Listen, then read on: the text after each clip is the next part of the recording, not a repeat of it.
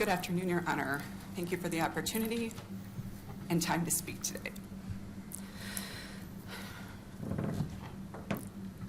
For the past year and a half, I have listened to my son referred to as nothing more than JDM. Initials, letters, characters with no meaning, history, or proof of life. Jack McDonough was a real person with hopes and dreams for the future, and Jack's life mattered to me and many others. Jack was a son, a grandson, a brother, a nephew, a great-nephew, and a friend to many. He was a gifted artist, a violin player, an athlete, a hunter, and an angler. He also enjoyed playing video games, listening to music, and working on cars with his friends and stepfather. Jack was sensitive, wise beyond his barely 18 years of age, caring, goofy, funny, witty, hopeful, excited for the future, and loyal to his friends and family.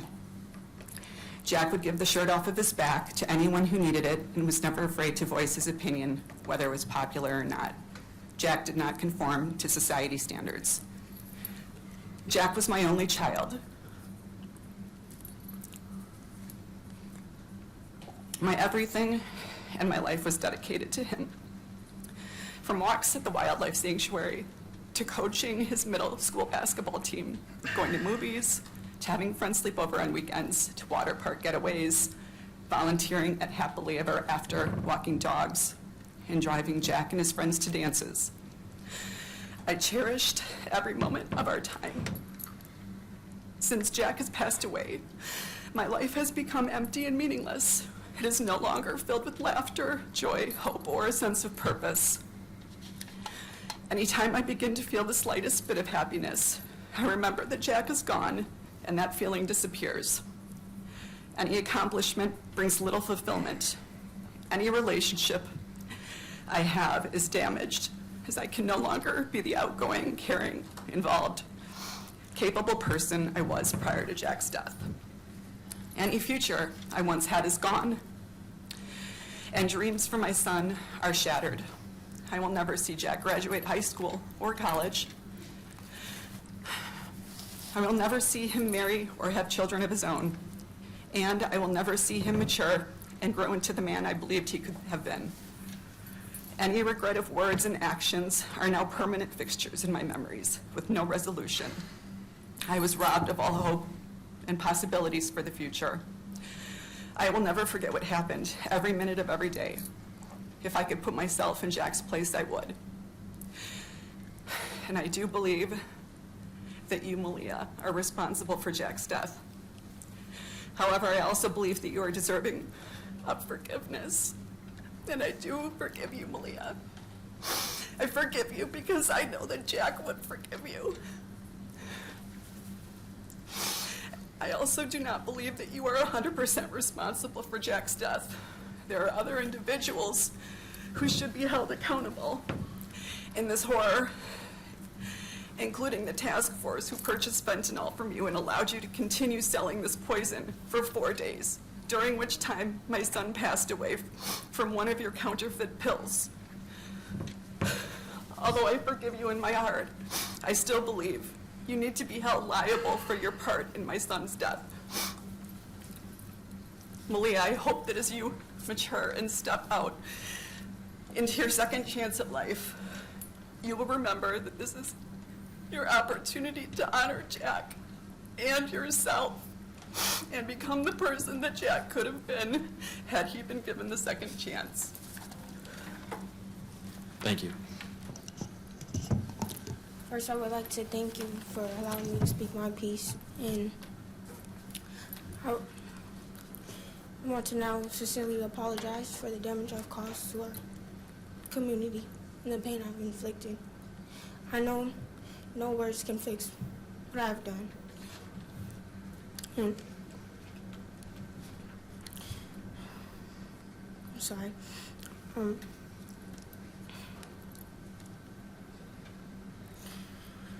But I could not come up here today without expressing how remorseful I am. I'm not speaking here today out of self-pity, nor am I asking for sympathy, because I know I'm not the one who deserves it.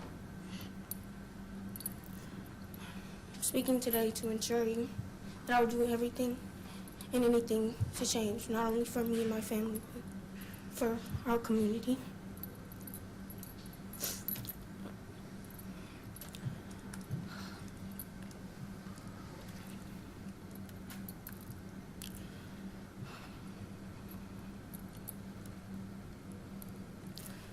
Moving forward, I'm committed to being a valuable member of our society. And I understand the seriousness of what I've done. And I understand there will be consequences for my actions, and I will accept those. And I will only use my time productively. I will participate in any services or any treatment that I'm provided with, as well as continue my education, because I only want to grow.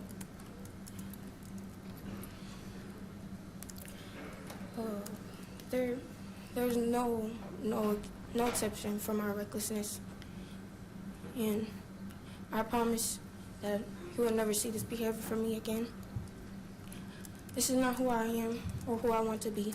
I want to give to other inmates so they can as well conduct themselves out in society. I want to help other people and give back to the community, because that's all what you deserve. And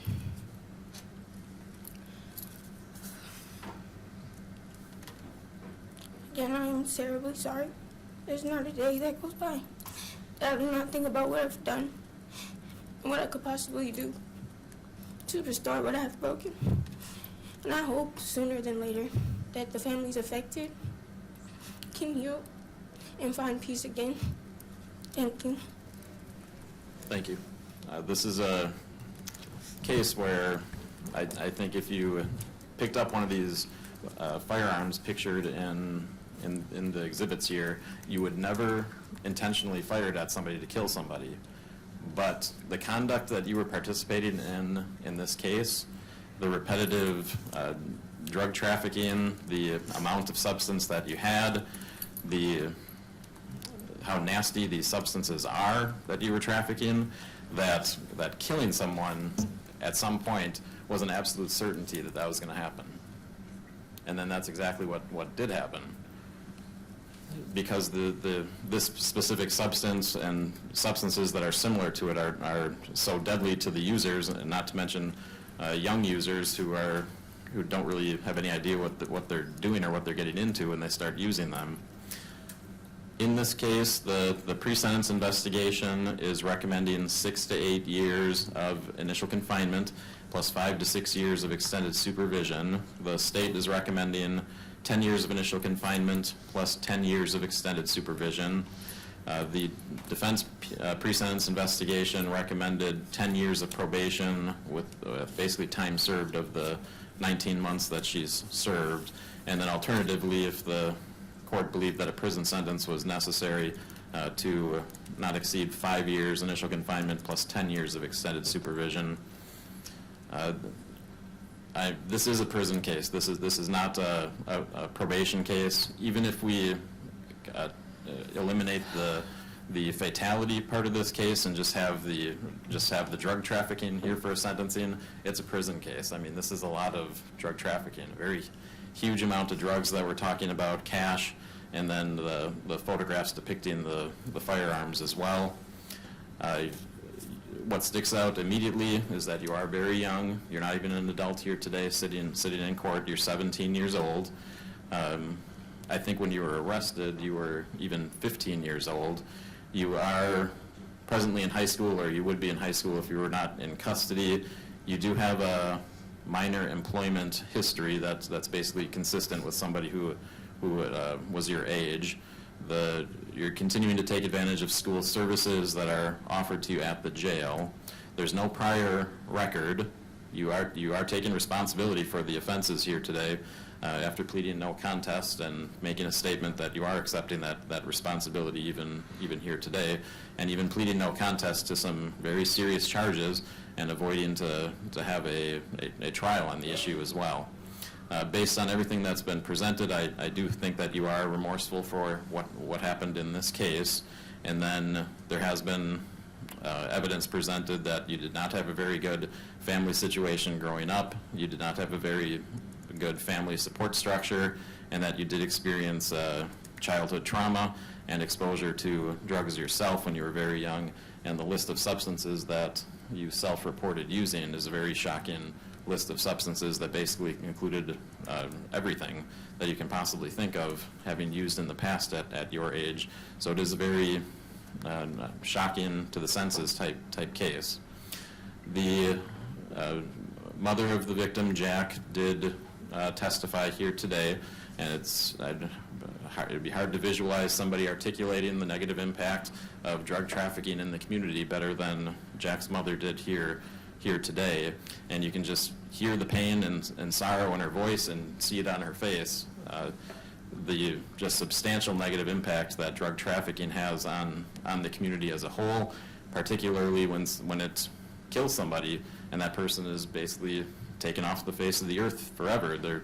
He's never going to have contact with his grandparents again, like they pointed out, and the mother is robbed of that, having that relationship and having the experiences and going through life achievements with her child, like she testified to, and just that emptiness and meaninglessness that she feels, loss of happiness, loss of joy, loss of purpose.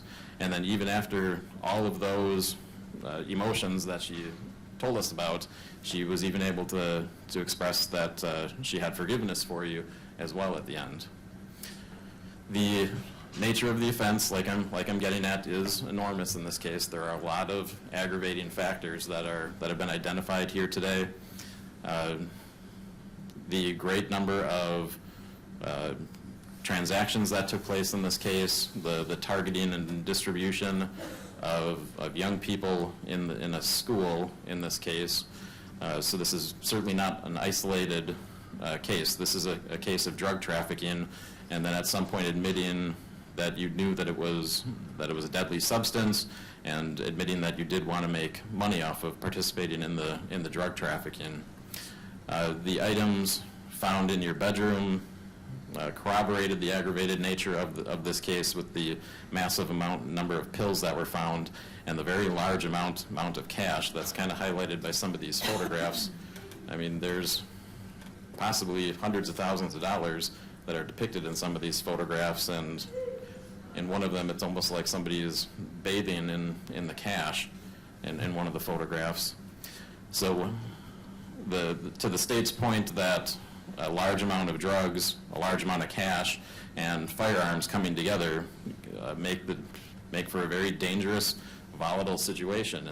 And the point of that is that you can't rely on law enforcement to protect your business that you're participating in the drug trafficking, because it's inherently illegal. So guns have to be brought into it too, because that's how you protect your business assets, because you're having possession of thousands and thousands, like I said, possibly hundreds of thousands of dollars worth of products that you're in possession of. In terms of the drug task force aspect of this, I get the argument that she could have been arrested after one buy, but first of all, there's no guarantee that she would have sat in jail after that one buy, particularly if it was a juvenile case. She might have just been released back into the community after one isolated buy. But what the drug task force did is that they did build a case, which now gives us a full picture of what you were participating in. If they arrested you after that first delivery, we wouldn't have most of the information that we have here today, that this is an enormous drug trafficking organization that was being participated in here by Ms. Sotelo. So it does make total sense to the court why you develop that. You get to try to get to the highest point of the drug trafficking organization, and because of developing that investigation, that's you. I mean, you're in possession of this huge amount of controlled substance. I also do think there's value in comparing sentences with other individuals charged with similar crimes, convicted of similar crimes, for the purpose of sentence consistency with similar type offenses. But at the end of the day, this is a sentencing about Ms. Sotelo, and the court balancing the factors that have been presented to it according to the Galleon sentencing factors that the Supreme Court outlined for us. When I consider all of these factors, I do think that a prison sentence is necessary. Like I said, I do think it has to be a long prison sentence as well to highlight the significant nature of the offense. I am going to sentence you to what the state's recommending, 10 years of initial confinement plus 10 years of extended supervision. That would be on the 2 Class C felonies concurrent. On the Class E felony, it'll be 5 years of extended supervision, or 5 years of initial confinement plus 5 years of extended supervision concurrent. Compass evaluation, AODA assessment, follow through with all treatment recommendations. I will order the asset forfeiture. High school equivalency degree or GED obtained during the supervision. Full-time employment or school, you do have to pay the court costs. Restitution right now will be set at the stipulated $15,154.81. The defense can ask for a restitution hearing on the remaining request. If no restitution hearing is requested, then the remaining amount would be ordered. You do have to provide a DNA sample to the Department of Corrections as well. Anything to clarify from the state? No, with the stipulation on the $15,000, the family needs to move on, Your Honor. They're not going to ask for the rest of the money. Okay, so then the $15,154.81 will be the final restitution order then on that basis. Thank you. 550 days credit on 23 CF 42, 577 days credit on 23 CF 2236. Did I say the numbers correctly? I have to look back. 550 and 577? Yes. Okay. I will make you eligible for any prison programming. The Department of Corrections does make their own independent decision on what you qualify for. I will require you to serve 3 years of the 8 years before you can participate in any programming, though. Your Honor, so the way that you have structured the sentence, she would not be eligible for programming. Okay. Would you consider 5 years on each case consecutive so that she would have to serve that initial 5 years and then she'd have to serve another 2 years before she'd even be eligible for programming? Okay, so you're saying if by doing 10 plus 10 concurrent on each case, You were making her ineligible for is it because the programming. first-degree reckless homicide is not Yes. eligible? Yes. Okay. But if you did 5 years initial confinement, 5 years extended supervision, on each case, consecutive to each other, she'd have to serve that full 5 years, because that's not eligible. And then, if you're saying she has to serve 3 years in the next sentence, she'd have to do that. That would be consistent with what I just suggested It would. about the minimum 3 years, and this way it would be a minimum of 5 years instead of 3. Correct. So I think I am going to modify it to that. So the total sentence will still be 10 years initial confinement plus 10 years of extended supervision. However, it's going to be 5 plus 5 on the first-degree reckless homicide charge consecutive, 5 plus 5 on the Class C felony and 23 CF 2236, 5 plus 5 consecutive. On the Class E felony, 5 plus 5 concurrent. Does that Yes. accomplish what we're doing? I think so, Yes. but we are asking for 30 days on the credit then, because with consecutive, I don't know that she's entitled to all that credit. We can have 30 days. Okay. I can give you independent credit. Once I issue the sentence today, though, it's final. Right. So if the credit is wrong, we're stuck with what I just So issued we'd today. rather do 30 days. We're not stuck with it. The Department of Corrections will send us a lovely letter that says you Okay. have miscalculated the credit, please change it. Well, I mean, I can't change my sentence, though, the actual sentence structure we picked after today. Understood? Understood. Okay. Anything to clarify on that from the state? No, just that we can have 30 days on the credit. Yes, Yep, yes. thank you. Attorney, well, you do have the right to seek post-conviction relief, including assistance to the Public Defender's Office. Anything else to clarify, Attorney Fritz? No. Okay, then that concludes the sentence. Thank you. Thank you. Thank you.